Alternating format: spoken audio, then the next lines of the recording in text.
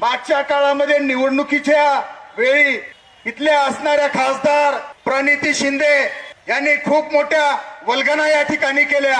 बाळासाहेबांना नाव ठेवण्याचं काम या ठिकाणी त्यांनी केलं.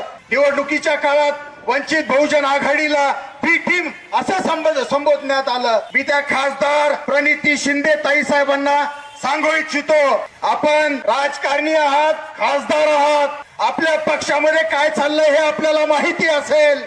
तुमच्या सोलापूरमध्ये कृषी उत्पन्न बाजार समितीमध्ये आपण काँग्रेस पक्ष म्हणून कोणासोबत युती केली या जनतेला सांगा.